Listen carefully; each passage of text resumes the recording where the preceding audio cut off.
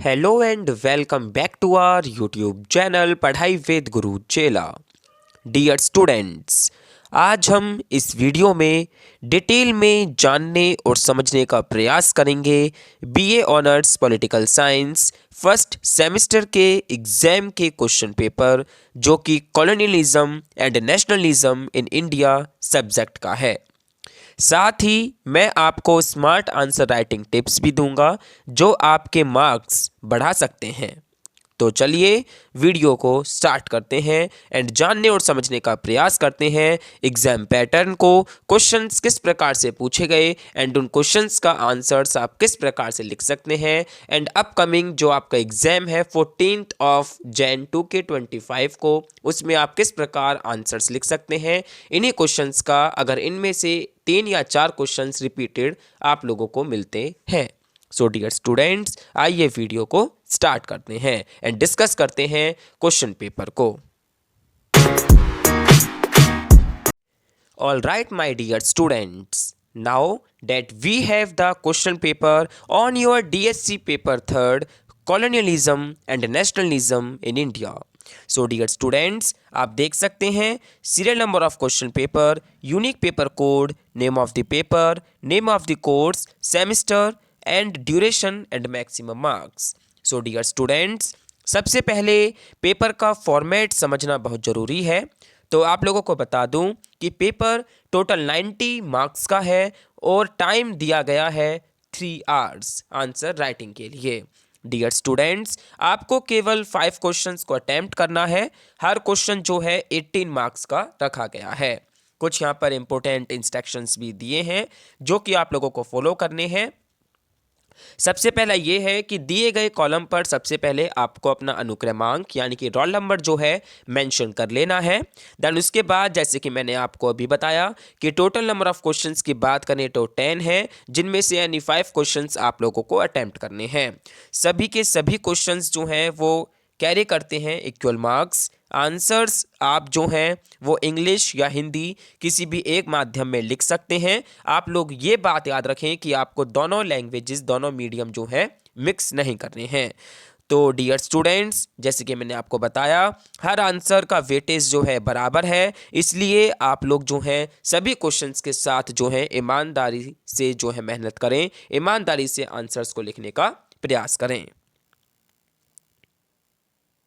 तो चलिए अब समझते हैं क्वेश्चंस को डिटेल में। एंड डियर स्टूडेंट्स, मैं आपको हर क्वेश्चन को कैसे अप्रोच करना है वो भी एक्सप्लेन करने का पूरा प्रयास करूंगा। आप लोग बने रहिए इस वीडियो के साथ। सो फर्स्ट ऑफ ऑल आइए देखते हैं क्वेश्चन नंबर 1 जो कि कॉलोनियलिज्म का मार्क्सिस्ट पर्सपेक्टिव बेस्ड पूछा गया है। क्वेश्चन है, what do you understand by colonialism? Critically analyse the Marxist perspective on colonialism in India. Question को आप लोगों को बेहतर तरीके से जानना और समझना है। 2 से 3 बार क्वेश्चन को रीड कीजिए। जो क्वेश्चन पूछ रहा है उसका आंसर आप लोग बेहतर तरीके से तभी लिख पाएंगे। उपनिवेशवाद से आप क्या समझते हैं? भारत में उपनिवेशवाद पर मार्क्सवादी परिप्रेक्ष्य का आलोचनात्मक विश्लेषण कीजिए। सो देखिए डियर स्टूडेंट्स, मैं आप लोगों को बता दूं कि सबसे पहले आप लोग जो हैं कॉलोनियलिज्म को यहाँ पर डिफाइन करें। कॉलोनियलिज्म यानी कि जब एक देश दूसरे देश पर अपना राज्य या फिर आप कह सकते हैं इकोनॉमिक कंट्रोल इस्टेब्लिश करता है तो उसको जो है कॉलोनियलिज्म टर्म जो है दी जाती है। देन उसके बाद मार्क्सिस्ट व्यू को एक्सप्लेन करें जहां पर इकोनॉमिक एक्सप्लॉयटेशन, क्लास स्ट्रगल और ब्रिटिशर्स ने इंडिया के रिसोर्सेज का कैसे एक्सप्लॉयटेशन किया, ये आप लोग इसके अंदर जरूर से मेंशन कीजिए। एग्जाम्पल भी आप लोग इसके अंदर जरूर मेंशन करें जहां पर हम ब्रिटिश पॉलिसीज जैसे कि परमानेंट सेटलमेंट की बात करते हैं, ड्रेन ऑफ वेल्थ थ्योरी की बात करते हैं जो कि दादा भाई नौरोजी के द्वारा दी गई थी। अगर आंसर राइटिंग टिप की बात करें तो सबसे पहले आप लोग जो है कंसेप्ट को क्लियरली डिफाइन कीजिए, एक्सप्लेन कीजिए। देन उसके बाद जो मार्क्सिस्ट का व्यू है उसको डेप्थ में आप लोग जो है एक्सप्लेन करने का प्रयास कीजिए। एंड में कंक्लूजन यानी कि आप कह सकते हैं जब आप अपने आंसर को वाइंड अप करें तो उसमें जो है बेहतर तरीके से आप लोग जो है अपने आंसर को एंड करने का प्रयास करें। ठीक है dear students, then next question है क्वेश्चन नंबर 2, जो कि नेशनलिज्म की डेफिनेशन और अप्रोचेस बेस्ड पूछा गया है। क्वेश्चन है define nationalism, evaluate nationalist and imperialist approaches to the study of nationalism in India. राष्ट्रवाद को परिभाषित कीजिए। भारत में राष्ट्रवाद के अध्ययन के लिए राष्ट्रवादी और साम्राज्यवादी दृष्टिकोण का मूल्यांकन कीजिए। तो सबसे पहले आप लोग यहाँ पर जो है नेशनलिज्म को एक्सप्लेन करें, डिफाइन करें। अगर हम बात करें नेशनलिज्म की, तो ये जो है एक ऐसी फीलिंग होती है डियर स्टूडेंट्स, जिसमें लोग अपने देश के लिए एकता और सम्मान महसूस करते हैं। नेशनलिस्ट अप्रोच की हम बात करें तो देश की एकता और इंडिपेंडेंस पर फोकस करता है ये नेशनलिस्ट अप्रोच। इंपीरियलिस्ट अप्रोच की बात करें तो ब्रिटिशर्स का मानना था कि वो इंडिया को सिविलाइज कर रहे हैं। ये जो था ये एक इंपीरियलिस्ट अप्रोच था। तो इन तीनों का ही मिक्सअप आप लोगों को यहाँ पर लिखना है। आंसर राइटिंग टिप की बात करें तो सबसे पहले आप लोग यहाँ पर नेशनलिज्म को बेहतर तरीके से एक्सप्लेन डिफाइन कीजिए। दोनों अप्रोचेस यानी कि नेशनलिस्ट एंड इंपीरियलिस्ट अप्रोच को आप लोग जो कंपेयर करें, एग्जाम्पल्स के साथ उसको एक्सप्लेन करें। कंक्लूजन में अपनी ओपिनियन भी आप उसके अंदर मेंशन कर सकते हैं, दे सकते हैं। सो इस प्रकार आप इस क्वेश्चन को जो है अप्रोच कर सकते हैं। Now moving on the next question, question number 3, discuss the major constitutional developments in colonial India with reference in the Government of India Act 1935।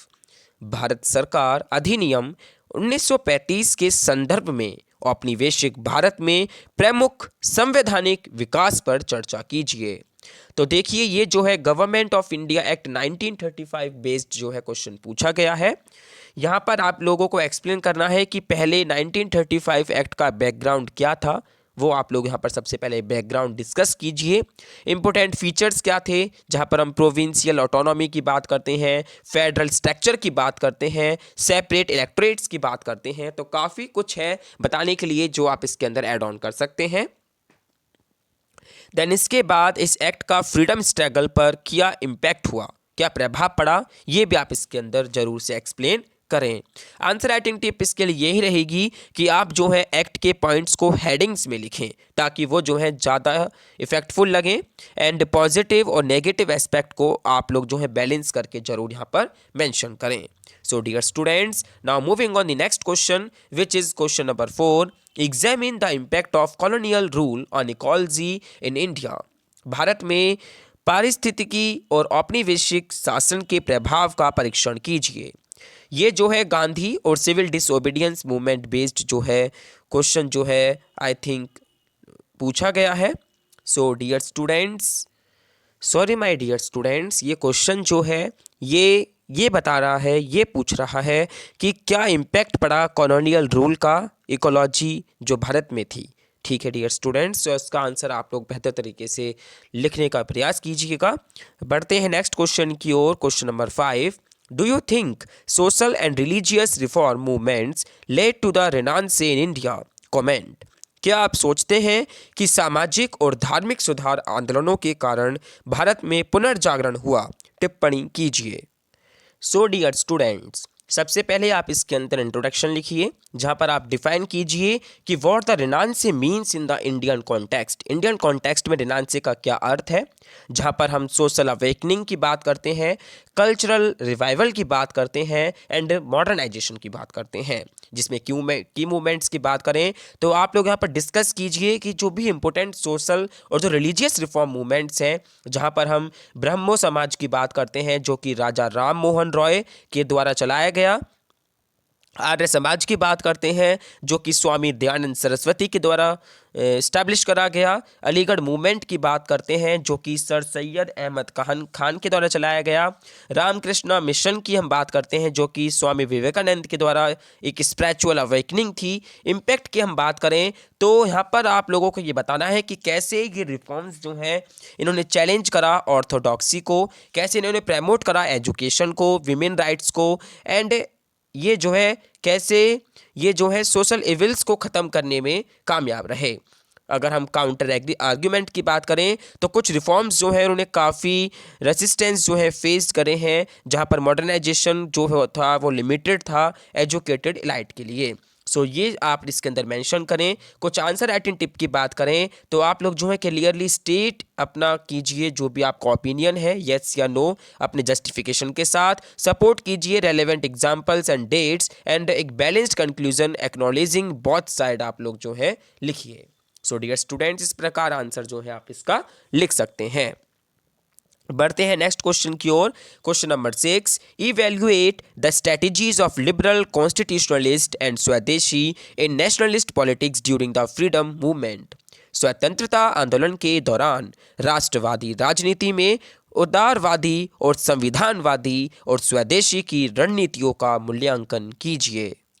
तो देखिए डियर स्टूडेंट्स, यहाँ पर आप लोग जो है लिबरल कॉन्स्टिट्यूशनलिस्ट के बारे में सबसे पहले बात करें, जहाँ पर हम लीडर्स की बात करते हैं जैसे दादा भाई नारोजी, गोपाल कृष्णा गोखले की स्ट्रेटजी की बात करते हैं, जहाँ पर पिटिशंस की बात करते हैं, मीटिंग्स की बात करते हैं, कॉन्स्टिट्यूशनल रिफॉर्म्स की बात करते हैं एंड ब्रिटिश लॉज के साथ वर्क करने की हम बात करते हैं। एग्जाम्पल की बात करें तो कैसे इंडियन नेशनल कांग्रेस का जो है फॉर्मेशन होता है 1885 में, ये आप यहाँ पर मेंशन करें। स्वदेशी मूवमेंट जो कि 1905 की बात हम करते हैं, जहां पर जो बंगाल पार्टीशन हुआ उसका क्या रिएक्शन था, ये आप इसके अंदर मेंशन करें। स्ट्रेटजी क्या थी जहां पर हमने ब्रिटिश गुड्स को जो है बॉयकॉट करा एंड हमने प्रमोट करा इंडिजीनियस इंडस्ट्रीज को, पब्लिक प्रोटेस्ट को। ठीक है डियर स्टूडेंट्स, लीडर्स की हम बात करते हैं जहाँ पर बाल गंगाधर तिलक की हम बात करते हैं, लाला लाजपत राय की हम बात करते हैं एंड बिपिन चंद्रपाल की हम बात करते हैं। तो यहाँ पर कुछ आंसर राइटिंग टिप की हम बात करें तो आप एक जो है कंपैरेटिव टेबल या फिर बुलेट पॉइंट्स जो है जरूर मेंशन करें ताकि हाईलाइट कर पाएँ जो भी स्ट्रेटजीज के बीच डिफरेंसेस थे। मेंशन कीजिए जो भी सक्सेसेस रही, लिमिटेशंस रहे दोनों मेथड्स के, कंक्लूड कीजिए दोनों को एंड कंट्रीब्यूट दिखाइए किस प्रकार उन्होंने इंडिया फ्रीडम स्ट्रगल में दिया। सो इस प्रकार इसका आंसर जो है आप लिख सकते हैं। बढ़ते हैं नेक्स्ट क्वेश्चन की ओर। Question number 7, discuss the role of Gandhi in mass mobilisation of the freedom struggle with special reference to the civil disobedience movement. सविनय अवज्ञा आंदोलन के विशेष संदर्भ में स्वतंत्रता संग्राम के जन लामबंदी में गांधी की भूमिका पर चर्चा कीजिए। सो डियर स्टूडेंट, सबसे पहले आप लोग जो है यहाँ पर गांधी जी का आइडियोलॉजी बताएं जो कि अहिंसा और सत्याग्रह। आप इसके अंदर दो चीज़ों को एक्सप्लेन कर सकते हैं। सिविल डिसोबीडियंस मूवमेंट जो कि 1930 में हुआ, जहाँ पर हम साल्ट मार्च की बात करते हैं, दांडी यात्रा की बात करते हैं, उनको आप मेंशन कीजिए। कैसे गांधी जी ने हर वर्ग को जोड़ा जैसे कि किसान वर्ग, मजदूर वर्ग और स्टूडेंट्स। आंसर राइटिंग टिप की हम बात करें तो गांधी जी की स्ट्रेटजीज को हाईलाइट करें, क्या इम्पैक्ट पड़ा, क्या आउटकम्स रहे, ये आप इसके अंदर जरूर से मेंशन करने का प्रयास करें। सो डियर स्टूडेंट्स, आपको इसके अंदर कुछ बैकग्राउंड डिस्कस करना है, जहां पर यह बताना है कि 1930 में लॉन्च होता है after the failure of the Simon Commission and Nehru report. Gandhi ji की जो भी स्ट्रैटेजी रही साल्ट मार्च को लेकर, दांडी मार्च को लेकर, उन्होंने किस प्रकार सॉल्ट लॉ को ब्रेक किया, नॉन वायलेंट प्रोटेस्ट हुए, बॉयकॉट हुए, काफ़ी सारे सिविल डिसोबीडियंस हुआ, मास मोबिलाइजेशन जहाँ पर आप जो है inclusion of farmers, women, students and workers की बात कर सकते हैं। इम्पैक्ट क्या पड़ा, British repression, arrest of leaders and eventual negotiation at the Gandhi Irwin pact 1931। तो हाईलाइट कीजिए गांधी के मेथड्स को, नॉन वायलेंस जहां पर अहिंसा और सत्याग्रह की हम बात करते हैं। एक्सप्लेन कीजिए कैसे डिफरेंट सेक्शंस जो सोसाइटी के थे उन्होंने पार्टिसिपेट किया एंड कैसे एंड हुआ एक long term impact of the freedom movement. तो आइए बढ़ते हैं नेक्स्ट क्वेश्चन की ओर जो कि है क्वेश्चन नंबर 8। क्वेश्चन नंबर 8 है, discuss the factors that led to the rise of communal politics in colonial India. How far did it impact the negotiation over the partition of India.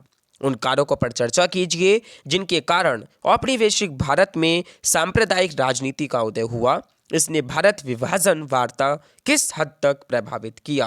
तो यहाँ पर जो है आप इस क्वेश्चन में सबसे पहले ही डिस्क्राइब कीजिए कि कौन कौन से वो फैक्टर्स थे जिनसे कि कम्युनल पॉलिटिक्स जो है वो राइज हुई कॉलोनियल इंडिया के अंदर एंड इसने किस प्रकार भारत विभाजन वार्ता को प्रभावित किया है। ठीक है dear students, the next question है question number 9। Discuss the contribution of women in India's freedom movement. Bharat के स्वतंत्रता आंदोलन में महिलाओं के योगदान पर चर्चा कीजिए। सो देखिए डियर स्टूडेंट्स, इसमें आप स्टार्ट कीजिए highlighting that women played a significant role in India's struggle for independence, जहां पर उन्होंने ब्रेक करा सोशल बैरियर्स को एंड पार्टिसिपेट किया एक्टिवली इन वेरियस मूवमेंट्स। जहां पर हम बात करते हैं रानी लक्ष्मीबाई की 1857 रिवॉल्ट के अंदर, symbol of resistance during the first war of independence. हम एनी बेसेंट की बात करते हैं, होम रूल मूवमेंट लीडर, जो कि पहली महिला प्रेसिडेंट थी इंडियन नेशनल कांग्रेस की। सरोजनी नायडू की बात करते हैं, जिन्होंने एक्टिवली पार्टिसिपेट करा civil disobedience and quit India movements में। जहां पर हम बात कर रहे हैं औराना आसफ अली की, जिन्होंने क्विट इंडिया मूवमेंट को लीड करा एंड होस्ट करा। एंड आप कह सकते हैं कस्तूरबा गांधी की भी हम बात करते हैं, जिन्होंने सपोर्ट करा गांधी जी को इन कैंपेन्स लाइक साल्ट सत्याग्रह। दुर्गावती देवी की हम बात करते हैं, जिनको दुर्गा भाभी के नाम से भी जाना जाता है। उन्होंने असिस्ट करा Bhagat Singh in escaping British surveillance. Captain Lakshmi Sahgal की हम बात करते हैं, तो काफ़ी ऐसी महिलाएं हैं जिन्होंने काफ़ी योगदान दिया है। इम्पैक्ट की हम बात करें तो women's participation strengthen the mass movement inspiring future generations. Answer writing tip की बात करें तो इन्होंने ऑर्गेनाइज जो है आपके लिए अपने आंसर को क्रोनोलॉजिकली और जो है थीमेटिकली आप जो है वहाँ पर अर्ली मूवमेंट्स को दर्शाइए, गांधीयन एरा को डिस्कस कीजिए, रेवोल्यूशनरी मूवमेंट्स को बताइए, आप इंक्लूड कीजिए examples with proper context and conclude कीजिए acknowledging how women's involvement laid the foundation for gender equality in modern India. तो इस प्रकार आप जो है इसका आंसर लिख सकते हैं। नेक्स्ट है question number 10, right short notes on any two of the following. यहाँ पर 4 टॉपिक्स गिवन है, जिनमें से एनी टू पर आप लोगों को बेहतर तरीके से शॉर्ट नोट्स लिखने के लिए कहा गया है। अगर हम बात करें तो सबसे पहले है एंटी कास्ट मूवमेंट, यानी कि जाति विरोधी आंदोलन। ठीक है डियर स्टूडेंट्स, तो यहाँ पर जो है आप सबसे पहले मूवमेंट्स जिन्होंने एम करा इरेडिकेटिंग कास्ट बेस्ड डिस्क्रिमिनेशन, आप उसको बेहतर तरीके से एक्सप्लेन कीजिए। कि लीडर्स को आप यहाँ पर मेंशन करें, जहाँ पर ज्योतिराव फुले की हम बात करते हैं, B.R. अम्बेडकर की हम बात करते हैं जिन्होंने दलित राइट्स के बारे में बात करी है, पेरियार यानी कि सेल्फ रिस्पेक्ट मूवमेंट जिन्होंने बात करी, उनके बारे में यहाँ पर डिस्क्राइब कीजिए। क्या इम्पैक्ट पड़ा है, उन्होंने किस प्रकार लेड करा abolition of untouchability, temple entry movements and legal reforms post independence. यहाँ पर एक टिप है डियर स्टूडेंट्स आप लोगों के लिए कि आप लोग जो है फोकस कीजिए की लीडर्स पर, ऑब्जेक्टिव्स पर एंड आउटकम्स पर। द नेक्स्ट है rise of the middle class, मध्यम वर्ग का उदय। सो डियर स्टूडेंट्स, यहाँ पर आप सबसे पहले डिफाइन कीजिए किस प्रकार ग्रोथ हुआ है western educated Indian middle class during British rule. जहाँ पर हम कारण की हम बात करते हैं तो English education, industrialisation and new jobs opportunities in administration की हम जो है बात करते हैं। इम्पैक्ट की अगर हम बात करें तो इन्होंने जो है काफ़ी वाइटल रोल जो है प्ले करा है पॉलिटिकल अवेकनिंग में, सोशल रिफॉर्म्स में एंड फ्रीडम स्ट्रगल में। यहाँ पर आप लोग हाईलाइट करें उनके रोल को in forming organisations like the Indian national Congress. The next है सी, जहां पर हम सोशलिस्ट इन नेशनलिस्ट पॉलिटिक्स की हम बात करते हैं, राष्ट्रवादी राजनीति में समाजवादी।